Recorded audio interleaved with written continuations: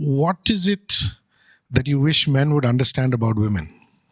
I think to maybe unlearn the idea of women that's been passed down to them from generations, maybe shed off the how women have been represented in popular media over the years, and be inclusive and be open to the idea of women storytelling. So if there is a female creator saying something which comes from an actual experience, don't invalidate that. Be open to validating a female experience and not just brush it off that aise nahi hota hai. So maybe that. Rytasha? Kusha, so articulate. So I will say +1 to that. But what do I wish men understood about women? That thing keeps coming to my head, which is obviously very, very trendy on the social media right now. Whatever you can do, I can do bleeding.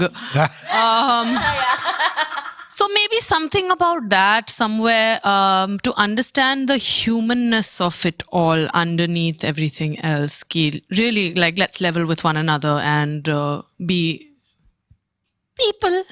Yeah, you've got a PP and I've got a VV, but we're people. Basic thing like our starting lines are not the same. You know, I feel that knowing that and acknowledging that would be great.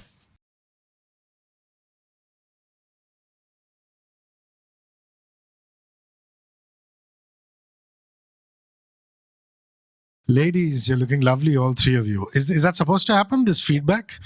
Is it supposed to come on speakers? Yeah. Yes. Oh, no, it just came. It wasn't there before, was it? It was. Was it? Okay, fine. Yeah. Thank you. Well, I have to say you're looking charming, all three of you. I wish I had suited up, but it's the best I can do. I love it. I'm really happy this is happening, first and foremost, because, you know, this Women's Day thing that Netflix does every year is the exclusive prerogative for female journalists and lady radio presenters and TV presenters. And for the first time, men are being allowed in, and a few select men. And I've been pushing for this for a long time. So this to me is diversity and inclusion. So thank you for doing this, most importantly. Prajakta, what is it that you wish men would understand about women? Oh my God. Why haven't I thought about this? All of you have to take it, so maybe you Oh can my God. start thinking of your answers. What I wish men would understand about women. I think a little bit of everything.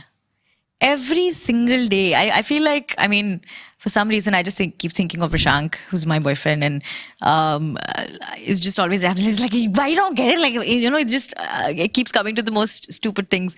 Wow, I do not have an answer for this, actually. I have not thought about it. It's a very loaded question, and it's Yeah. okay to not have an answer to this Yeah. also, actually. Yeah, but something that's just come off the top of your head. I think to maybe unlearn the idea of women that's been passed down to them from generations, maybe shed off the how women have been represented in popular media over the years, and be inclusive and be open to the idea of women storytelling. So if there is a female creator saying something which comes from an actual experience, don't invalidate that. Be open to validating a female experience and not just brush it off that aise nahi hota hai. So maybe that. Rytasha? Kusha, so articulate. So I will say +1 to that. But what do I wish men understood about women? That thing keeps coming to my head, which is obviously very, very trendy on the social media right now. Whatever you can do, I can do bleeding. So maybe something about that somewhere to understand the humanness of it all underneath everything else. Really, like, let's level with one another and be people. Yeah, you've got a PP and I've got a VV, but we're people. Basic thing like our starting lines are not the same. You know, I feel that knowing that and acknowledging that would be great. You have a boyfriend who plays acoustic guitar songs for you He does. live. He does. Which is why you're not being able to come up with anything right now, because I'm very happy. you're perfectly understood. I think therein is the problem for me as an interviewer question. No other reason.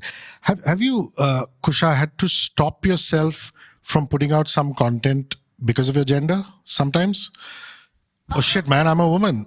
Should I be doing this or not? Or have you gone past that stage now? No, I've never stopped myself from putting some sort of content out, because I always get a lot of cheerleading from my female followers and from the LGBTQ community, who always support me and have been my biggest cheerleaders, sometimes even more than women. So I've never had to, but there've been times when I've put out content and I've been like, oh, this one's gonna get a lot of hate from men. So that's happened, and for some reason I feel like the men who now watch my content have also evolved with me, and they're okay with the ideas that I put out.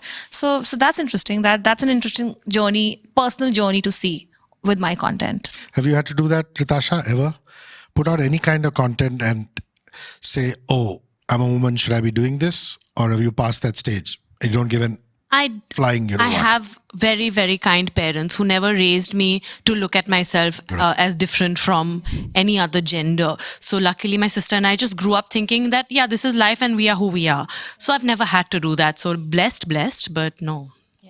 Same, exactly the same. Oh, with my family, with my close friends, with my team. In fact, there's never a conversation that happens, we could have done this, but I don't think you should do it. Maybe a male creator. That has never been a conversation. So a lot of times in the, when I started doing my very first interviews, when someone would ask me this, I would literally not have an answer, because I never looked at, gender had nothing to do with anything I've ever done growing up in life, So yeah, same, exactly. So I've never not done something. So I have two little ones, they're 8 and 2. They're both girls.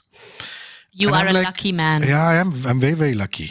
And I'm thinking that when the time comes to talk about periods and sex, I would like to do it with them and not just leave it to my wife. I just want to know with you guys, because you probably grew up early 2000s, 90s. Did the fathers get involved? I mean, that doesn't make them villainous. I mean, it's just... I don't think they did. And in fact, I spoke about this in an earlier interview no, not about this particularly, but I just spoke about how my dad, we're also 2 sisters. So my dad was a father to 2 daughters, and he didn't have any template to follow. He didn't have any experience or any familiarity he could look at and learn how to bring up his own daughters. So while he was not very, I would say, expressive, or he didn't actually sit us down and tell us about, oh, this is menstruation and this is how it's going to be. He was always very, very respectful of our space, because I remember for the first 14 years of my life, my mom, dad, and my sister and I used to live in the same room and sleep in the same room. So he always knew what was up, right? So he would always give us the space. He would always maybe step out of the room if he had to change, if he would do stuff like that. So he's been very mindful and respectful. And once I got married, he was more open to me about stuff like this. And now he very openly talks to me about anything and everything. So yeah, it's also, I think it also takes time, because your parents also evolve with you. So yeah. No, but that's wonderful what you're saying, because I've had chachas and relatives saying there was no internet at that time, so there was no template. But even if there was no internet and there was no template, a man who was respectful enough to turn around and say, I'll give them space, I think big ups. Rytasha, you want to take that? My dad, I mean, he's also similar, no? This kind of respect and mindful about everything. But nope, when I got my period, I only told my mom, of course, and she had prepped me for it and all. She was very kind. She drew a diagram, ovaries, egg, ye, wo, ho raha hai. Love it. But I got my period, then the next day, I've not been able to look at my dad in his eye that night, being like, I don't know, I've got my period. How can I look at my father? And the next day I asked my mom, did you tell him? And she was like, yeah, chill out. But it was a bit of he's a man. And I did feel that way, because my dad he's also not at all expressive. He's very, very born in the 60s, that kind of man. What to say? The tremble in the man. He's evolving also. Now with 3 women in the house, he has no option but to evolve. And the same thing is going to happen to you also. Same, actually. So I had spoken to Mama when I got my first period, and so he never really told me about that. But every month after that until today, that conversation is extremely normal in our house because it's Mama, Baba, and me. I'm the only child, and I'm very, very close to my parents. We are extremely friendly. It's like roommates. It's like that. So anytime कभी हिचक नहीं होती है कभी बात करने में कि I can't do this because I'm on my period. Like a lot of times, like I'll get up and he's like, why are you looking so puffy today? You got your period. Like what happened? Like, are you okay? Are you going to work out? Should you be working? Do you feel like it? So it's very fluid conversation like that. So I remember my parents telling me that if there is anything that happens, I'm telling you right now that come to us before you go to your friends or you go to your my sister Barkha Idi and I, we are very close. Like before you even go to Barkha, you come to us. Whatever it is, we'll handle it. And that kind of even with YouTube, with starting something new, that gave me a lot of security overall. So even today when I get challenged to do anything, they're always the first person I go to. Wonderful. Now I'm going to come to just bits of your work which I really, really admire. I like that in Masaba, Rytasha, there's very subliminal statements being made. I mean, I go through it all the time because I used to hide behind audio as a medium, and audio doesn't remain audio anymore. It's all about video. I'm extremely body conscious. So I'm like constantly thinking I'm fat and this and that and whatever. And, you just normalized it so beautifully. I mean, there's a lot to be said for, is Dia the character? Have I got the name Gia, right? but close. Gia, yeah. And Masaba's friend, she's just so cool, just unabashed. I thought it was a great choice of part, also great on the writer and the way you've played it. That's it. It was actually... So talk to me a little about that part and what it meant to you. Props to the writers because through the whole of season 1, there was no real mention of Gia being a big girl. There was one line where she did tell Masaba, like, oh, you're eating your feelings. That sounds like something I'd do. And when we did the first table read only, I was like, I don't think this line needs to be there. Luckily, it didn't make the final cut. Thank God. Because I was like, let's not reduce this girl to this. All along in media, we've only seen larger women being represented as a comic relief or some kind of funny aunt or best friend. Like even that the role of Sweetu from Kal Ho Na Ho. It's just like, what is happening? She's a breathing, living human being with a whole life of her own. And that's why I liked Masaba's writing so much, because it was about Gia, a person who happens to be little big. That is not her defining quality. She's smart, she's successful, she's sexual, she's fun, she's flirty, she's vivacious, she's all of these things. Yeah. Lovely. And when I watch bands playing, I just love how you take the piss out of certain things. I mean, I know it starts off being great entertainment and comedy, but the messaging is just unbelievable. I mean, you guys are not even afraid to take on the Karan Johars and the YRFs of the world saying, if a girl has short hair, then, she's got to change herself for the guy and things like that. And big ups to you guys. So how much are you involved with that kind of stuff? When you look at lines, when you're creating lines saying, this is what we need to do. There's a lot of room for improv in Behansplaining. And what's amazing is that there are a lot of reads before you actually shoot. And in those reads, and props to the entire team, props to our director, Sophie, and props to every single person who's worked in Behansplaining, whether it's Srishti, Dolly, Trinetra, and I'm sorry if I'm missing any names out here, Niharika. So we all really immerse ourselves in that experience because we feel it. It's almost like you're living every single line that's being said and you want to say it. And you've always wanted to say it. Now Netflix is sponsoring this entire show on YouTube and is allowing you to say these things. And for people Netflix movies. About Netflix titles, this is an unbelievable premise. This is an unbelievable situation. Imagine the platform that's hosting these titles is giving you the freedom to say anything and everything about the titles it's hosting. I could not have been in a more fortunate situation, I feel. And I genuinely feel, and I've heard it from somebody on Clubhouse, that if any work should exist, its criticism should also exist, right? And that's true for anyone. So shout out to Hannah, who said it on a Clubhouse session once. So I feel like that's what behinsplaining is about, right? And we're super involved, and kudos to the entire team at Netflix, because they really believe in that property, in that IP, and they push it, and they push it despite whatever feedback we initially got. Initially people were like, what is this female gaze? What do you mean reviews from a female gaze? Why is it needed? It's too good. Yeah, and then it just had a community of its own, and then the jokes are like inside jokes, which only like the audience of Behinsplaining get.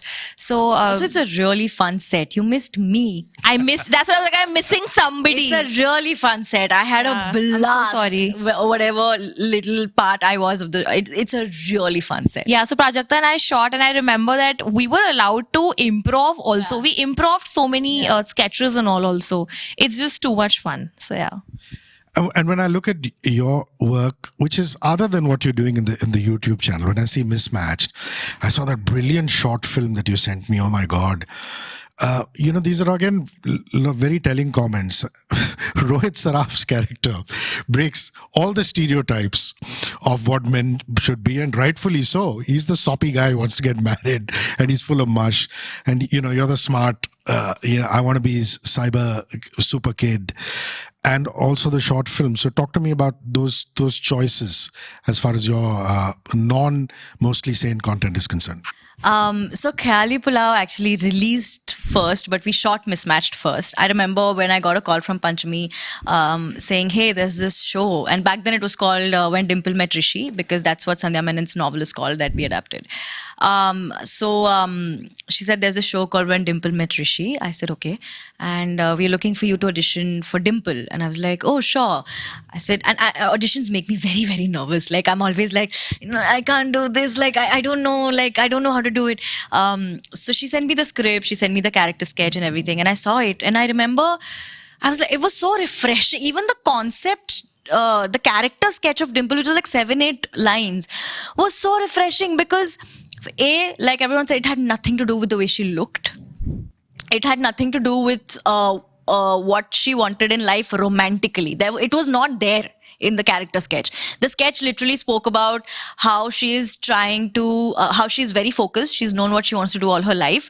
Not the friendliest, not very likable, which again was a great thing to put on the character. And she's not likable. If you met a Dimple in life, you're not going to like her immediately, So I thought it was so interesting and so refreshing to read a character sketch like that. As much as I was dreading the audition, I did make it. And I remember I was supposed to fly to Japan for a YouTube event, and that was clashing with my audition timing. So I told Sudeep, oops, can't go, I have to go. And there was a cyclone in Japan, and my flight got pushed 7 hours, 6 hours. Sudeep was like, now go. I said, I'm wearing sweatpants and a sweatshirt. I said, fine, I'm going, but I'm not going to wear my lenses. I'm not doing makeup. I'm not like ironing my hair. I'm not doing anything. And I went as is. And that's what they wanted in the character. They were like, this is perfect. We don't want her to be done up. And that was just, how do you say no to a character? That's so beautiful. And the way, like I said before, Ghazal and the whole writing team sort of went. So when I went on set, Dimple was served to me on a platter. My direction team and my writers team knew exactly who she is, what she likes, what she doesn't like. So it was very simple for me. Also, I related to her a lot. Wonderful. Okay, I've been given just 20 minutes, so I think I have a time for one last round. And this is actually about interesting lady directors. Amazing voices. I mean, there was Zoya Akhtar and there was Ashwini Iyer Tiwari. They're still around. And then there are these new voices. I mean, there's Karishma who's doing the Fame Game, whole bunch of new directors. So Kusha, a lady director that you'd love to work with, and why you find her very, very interesting? Zoya Akhtar, for sure. I mean, I could take any name at this point. You could take even Phoebe Waller-Bridge's name at this point, because this is a dream question. But I feel like Zoya Akhtar has this beautiful, almost like a fly-on-the-wall perspective on things. It's like her storytelling is where she's not a part of the world that she's presenting, but she almost has a very... what's what's the right word? Like it's a very beautiful gaze, and it's a gaze where you're in the story, but you're still not a part of the story. So definitely her, but I love Kanika Dhillon's characters, Oh, yes. how she writes, and I feel like Rumi in Marmarziyan, for instance, so messy. Tapsi's character. Yeah, so stupid and so reckless. And I feel like Imtiaz Ali writes male characters that are completely all over the place, messy, and they need like female saviors to save them. And I feel like when I see women being completely flawed and making such rash decisions and completely not choosing the best thing for themselves, I totally relate to that. I'm like hard relate. I would do something so It's a self-destructive. beautiful answer. And Yeah. as far as Zoya is concerned, she's really, redeemed herself. All those people who said she only makes urban movies, look at what Gully Boy is. My God. But even with, I feel like a movie like Luck by Chance, Correct. it was a very, it was not like where I'm in Underrated. it. It was not, it was a very outsider perspective to the world. So where you could leave feeling, oh no, what just happened? So yeah, for sure. Rytasha. All of them. Yeah. All of them. After I worked with Sonam and Masawa, I was like, I just want to work with incredible female directors. Got very lucky, got to work with Reema Kakti on Yeah. one very small thing. I was like, wow. But Zoya, definitely. Phoebe, of course. Alankrita, Nitya Mehra, all of them. Just give it to me. Juhi Chaturvedi, Anvita Dutt. I mean, there's so many beautiful female voices now. Jo bhi kaam de de. Yeah, and I feel even Kausar should direct now. These are all wonderful, wonderful women. Same. In fact, everyone they just named. Also, Gauri Shinde's work I really, really Yes. like. Anu Menon, I would love to work with. So, like Rytasha said, everyone. Hire us. Thank you, ladies. Happy Women's Day to all of you. Thank you. Listen, I'm Thank such you a for huge being fan. you. Every time I talk to you, right before you walked in, I was just like, I'm like, Your voice is soothing. It's Oh like my God. Nutella spreading on soft bread. oh wow. Yeah, I'm Oh my super. God, I've never had that description. That's Thank you very much. beautiful. Makhan jaise awaaz, no? I agree. Thank you, Hrishi. Super intimidated in this interview, man.